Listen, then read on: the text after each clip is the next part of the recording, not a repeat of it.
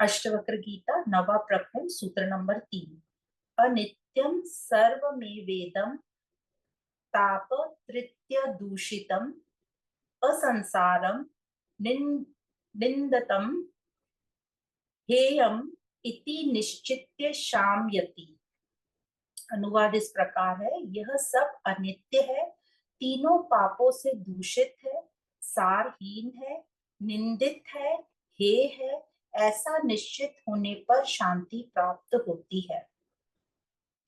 तो क्या कह रहे हैं अष्टवक्र जी कि ये पहले तो बहुत ध्यान रहे, ये सब भोगी को कह रहे हैं, नहीं तो ये सुन के कि संसार को त्याग दो, ये वो तो लोगों को ये सुनने में बहुत मुश्किल होती है। तो ये भोगी को कहा जा रहा है और ये बार बार बोल रहे हैं कि संसार को तो ऐसे त्याग ही नहीं सकता कोई।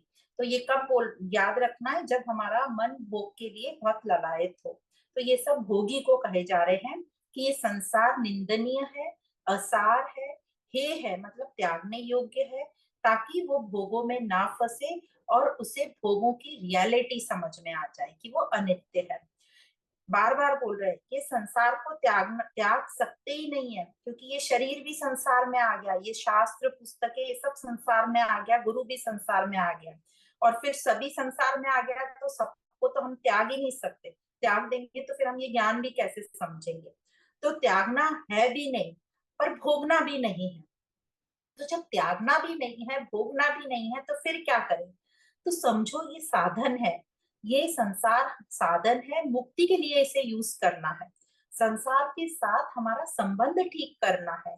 इसको पकड़ना भी नहीं है, इसको छोड़ना भी नहीं है, मतलब आसक्त भी नहीं हो जाना है और इसको त्यागना भी नहीं। तो जैसे राजा जनक ने भी महल को त्यागा नहीं था, है ना, अष्टवक्र जी से सिर्फ पूछा था कि मुक्ति कैसे मिलेगी और राजा जनक समझ गए कि मुक्ति कैसे मिलेगी। तो उन्होंने अपना जो संबंध है संसार से, उसको संसार के साथ कैसे रहना, उस संबंध को उन्होंने ठीक कर लिया। ना वो आसक्त हुए, ना वो उन्होंने हे किया मतलब त्याग किया इस संसार को। तो ज्ञान से उन्होंने इस संसार को जान लिया, तो स्वयं को भी जान लिया। तो बार बार कह रहे हैं संसार ऐसे बुरा नहीं है, संसार का जो हमारे साथ हमारा जो संसार के साथ संबंध है वो गड़बड़ है। तो यही अष्टवक्र जी कह रहे हैं, इसी बात को ध्यान में रखते हुए कि जो संबंध ठीक नहीं मतलब हमें उसे उससे बहुत कुछ चाहिए, ये हमारा गलत संबंध हो जाता है।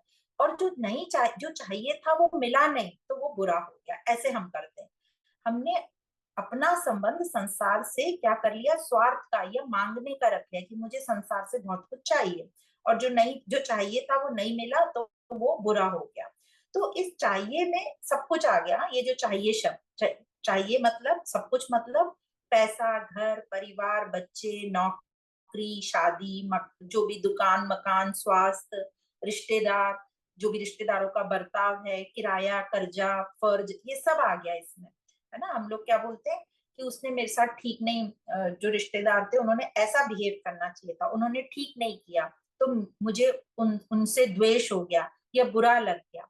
तो ऐसे हम करते हैं कि हमें चाहिए था कि उन्होंने ऐसा करना था, पर उन्होंने ऐसा नहीं किया, तो हमने उनसे रिश्ता तोड़ दिया या दूरी बना ली।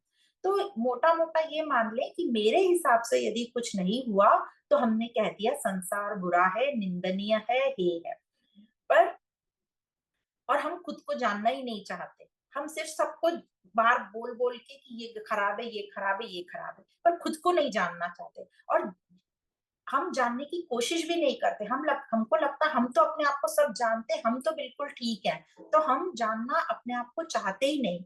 क्योंकि एक हमें डर भी होता है कि खुद को यदि जान लिया तो एक तो कष्ट है खुद को जानने में, और जान लिया तो पता है कि हम गलत हैं, तो बदलेगा कौन खुद को। तो खुद को बदलना भी नहीं है और खुद की निंदा भी नहीं करनी है, तो इजी वे क्या कर दिया, संसार बुरा है, संसार बुरा है। तो इस प्रकार हमारा मन चलता है और हम संसार को दुखदाई बोल देते हैं और कह देते हैं इसमें सार नहीं है।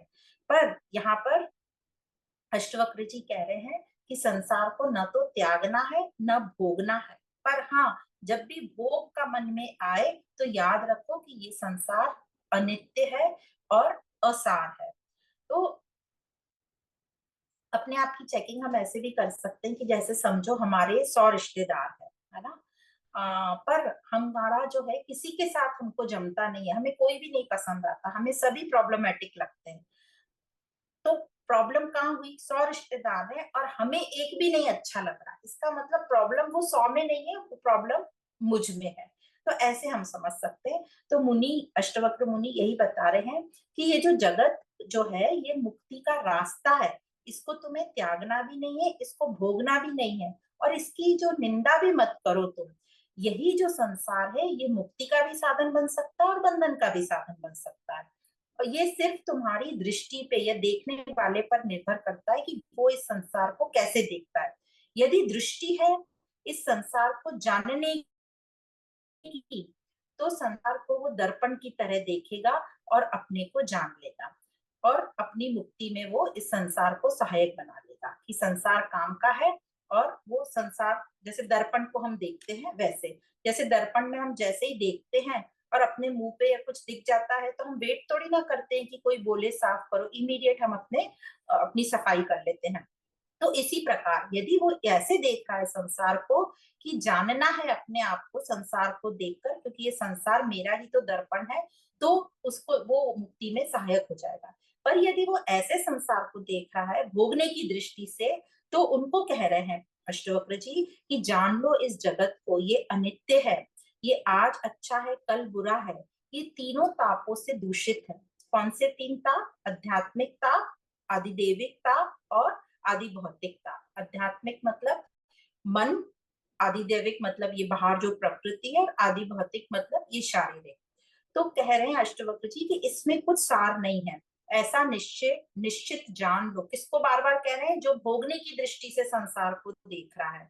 तो कह रहे हैं ऐसा निश्चित हो जाने पर कि ये संसार में सार नहीं, जब भोगने की दृष्टि और फिर ऐसा निश्चित हो जाए कि ये अनित्य है, इसमें सार कुछ नहीं है, ये दूषित है तीनों दोषों से, तो जो भोग की अति है वो हमारी समाप्त हो जाएगी, भोग की जो इच्छा है वो हमारी समाप्त हो जाएगी, शम हो जाता है, मतलब बताया नष्ट हो जाता है।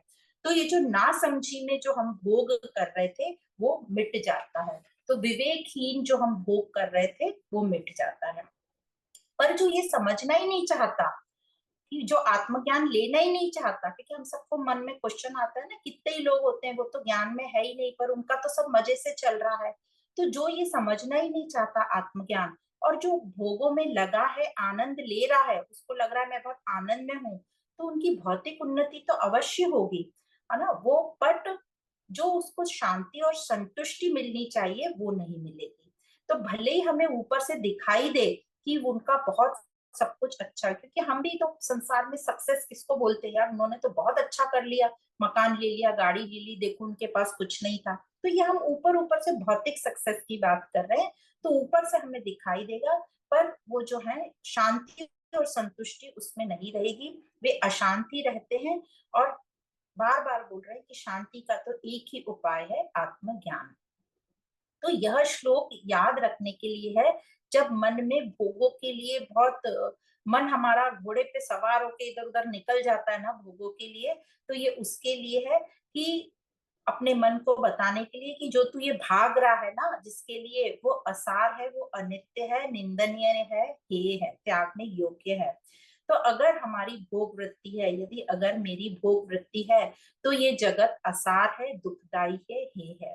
क्योंकि भोगी मन क्या समझता है कि संसार ही सत्य है और सब कुछ यही है, इसी से मेरे को सब कुछ मिलेगा, इसलिए इस भोगी मन को ये सूत्र बताया जा रहा है। तो बार बार याद रखें कि ये श्लोक भोगी मन को कहा जा रहा है। तो ये संसार त्यागने के लिए भी नहीं है, भोगने के लिए भी नहीं है, बल्कि मुक्ति के लिए है। तो जो संबंध हो हमारा संसार के साथ, वो आसक्ति का भी नहीं हो और हेय भी नहीं हो, हमारा संबंध जो संसार का हो वो ठीक हो, मुक्ति के लिए हो, साधन जैसे हम इस संसार को इस्तेमाल करें। तो इस प्रकार ये सूत्र नंबर 3 में अष्टवक्र जी ने बताया, 3 तरह के दोषों से ये संसार ग्रस्त है, और ये हे है मतलब त्यागने योग्य है, अनित्य है और निंदनीय है, असार है, इसमें कोई सार नहीं है।